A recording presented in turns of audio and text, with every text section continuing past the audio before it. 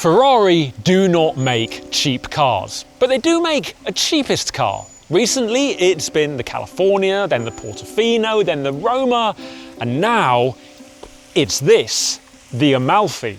And of course, to test it, we've come to its namesake, the Amalfi Coast. Kind of, it's actually Portugal. Yeah. Priced at a piddly £202,000, it's the official entry into Ferrari's glittering lineup of luxury transport and follows the tried and tested front-engine, rear-wheel drive 2+-seater formula.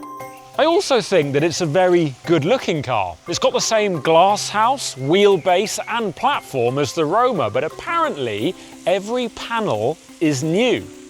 The most obvious change is at the front, where there's a much cleaner nose than what we saw on the Roma. You'll also spot a recessed dark band below the bonnet line before a body-coloured wing and integrated splitter frames the look. The light design at the front and rear is also new and a bit more defined. Part of the idea behind this is to avoid giving the car an anthropomorphic look, aka you shouldn't be able to see human qualities in the styling. So if you look at the front of this car, you're not supposed to see a face with the headlights and the grille. And I don't know about you, but I can kind of still see a face. I don't think it's a bad thing, but then, yeah, what do you think? Can you see someone in there? Either way, I'm not wholly convinced that the styling changes are enough on their own to warrant a whole new name. So what about what's underneath the skin? Will it drive any differently to the Roma? Actually, it does. A bit. If you look at the spec sheet for this car, you'll see that it's still got a 3.9 litre twin turbocharged V8, but there's an extra 20 brake horsepower, making 631 in total. And yeah, that sounds like nothing more than a remap. But it's the range of what this car can do. The wet and comfort modes have deliberately been made less aggressive, with the idea being that it'll make the Amalfi a bit more comfortable than the Roma. To that end, the difference is marginal. The Roma already rode very well, and this is no different. Tweaks to the exhaust mean the engine sound isn't perhaps quite as intrusive in the wet and comfort settings, while road noise is kept at bay most of the time. Small things, but just enough to give the Amalfi a touch more refinement. However, if you dial it into the more focused mode, so Sport, Race or ESC off, it's the opposite. Doesn't really feel any quicker in the real world, but it does feel more responsive. It's got more of a fizz about it. Feels more like a Ferrari. That's likely because Ferrari has installed a camshaft that's 1.3 kilograms lighter and capable of delivering higher revs, as well as a new ECU and faster spinning turbos, now up to 171,000 RPM. I mean, honestly, this powertrain, yeah, it's the entry-level Ferrari, but it doesn't feel like an entry-level powertrain. It's got a nice edge to the exhaust note. It's responsive enough. The gearbox in the more focused modes is really quick. I mean, we're going to go down here from 5th, 3rd, 2nd. You hear that rev matching. It's good. And also, it should go without saying, but the speed, it's quick enough, it's more than fast enough. I mean, 631 brake horsepower, that's roughly half, maybe a bit more than what you get in the Ferrari F80. So you kind of think, well, you know, that's not that much anymore, but no, it is. And this car uses it very, very nicely indeed. The good thing is, though, is that you can just drive it how you want. You don't have to ring it out in every gear. You can, and it rewards you, or you can just use the torque, and it's nice effortless power. It's got a really broad range in that respect. Interesting point about this engine, especially in the context of there being a little bit of controversy about the F80, Ferrari's Halo product, now being a V6 and not a V12, is that this is the entry-level Ferrari and it's got a V8, whereas the F80 and its Halo status uses a V6. I'm not saying that this is a better powertrain, it's not, but cylinder count does seem to matter. So that's an interesting one, isn't it? Aside from the powertrain improvements, the Amalfi gets the latest 6D chassis sensor tech, as well as updated side slip control 6.1, plus the introduction of the brake-by-wire ABS Evo system first seen on the 296. I've got to be honest, I was really keen to see what the brakes were going to be like because I'm a big fan of the system in other Ferraris. I first tried it in the 296, thought it was amazing. And in that car, don't forget, a bit squeaky though, in that car it's got to do the regen as well, and it's got to handle that and still give you good brake feel, whereas in this, because there's no hybrid element, it doesn't. And yeah, the brake pedal has got a ton of feel. You can really measure it in and be super precise with it and have a lot of confidence on the brakes. It's not the firmest pedal in the world, and I guess if this car was more track focused they could make it firmer, but for the road, yeah, it feels really well suited. All of these changes, however, are tempered with the idea that Ferrari wanted to make the Amalfi even more accessible and predictable to drive. 50% of Roma buyers had never driven a Ferrari before, and entry level or not, this is still a 600 brake horsepower plus rear-wheel drive sports car.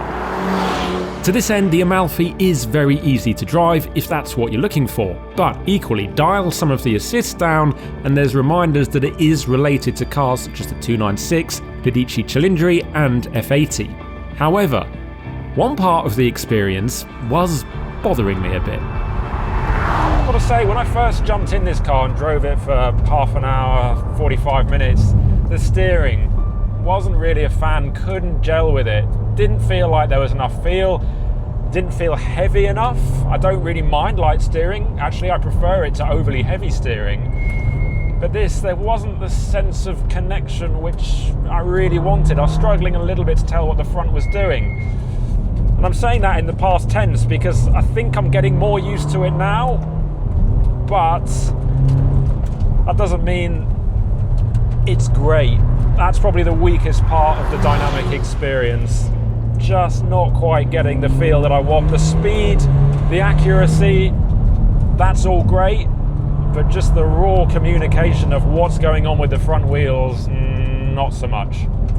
Despite all the dynamic changes though, there's one thing that Ferrari has done to this car which I am very, very excited about, and it's these things here. Buttons. That's right, Ferrari has, to its credit, reverted back to proper physical buttons on the steering wheel. We've seen them on the F80 and the 296 Speciale, and now the Amalfi gets the same treatment.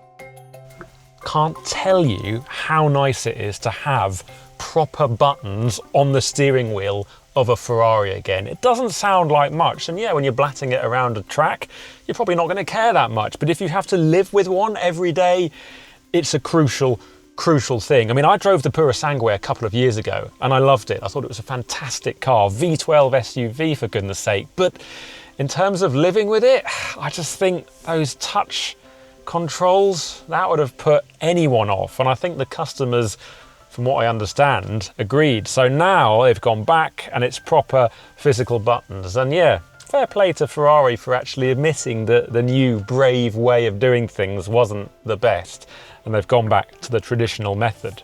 The other main change in here is you've no longer got the vertical infotainment display, you've got a 10.25 inch landscape display, which I think works better and it just fits in better to the overall cabin. And of course that's complemented by the 15.6 inch digital dash, which is huge, and the 8.8 inch passenger information display, which actually looks quite small compared to some rival passenger information displays. But honestly, how big does it need to be? It's only just showing your speed and other performance settings and audio potentially as well. It's not like you're going to watch TV on it, so actually fits in pretty well.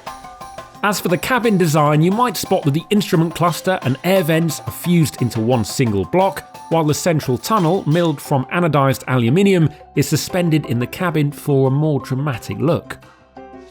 As is the norm with Ferrari now, I'd say the driving position is excellent. It's not just the fact that I'm sitting nice and low and I've got a great view out, it's also that I'm not cramped at all. So I've got room for my elbows, I've got plenty of headroom. The pedals aren't offset, there's a place for my left foot. And yeah, this is the left-hand drive model, so we'll see what it's like for right-hand drive. But it feels like a special cabin that doesn't make you pay for it in terms of practicality. I'm also going to mention the gear shift paddles. Massive carbon things because they've got to be the best in the business. And then the steering wheel as well, carbon, leather. It doesn't feel too chunky either. It's really easy to get your hands around, and now that they've got the buttons back, it's absolutely lovely. I'm not going to quite say that the cabin is absolutely perfect. I think we could do with some more physical buttons, especially around the center console, but there's not too much to fault it on. This is a really nice place to spend time in. I've got to be honest though, not every seat in this car is as comfortable as the one that I'm currently sitting in, because if you were wondering what the 2+2 bit means in the Amalfi, then, well, this is it.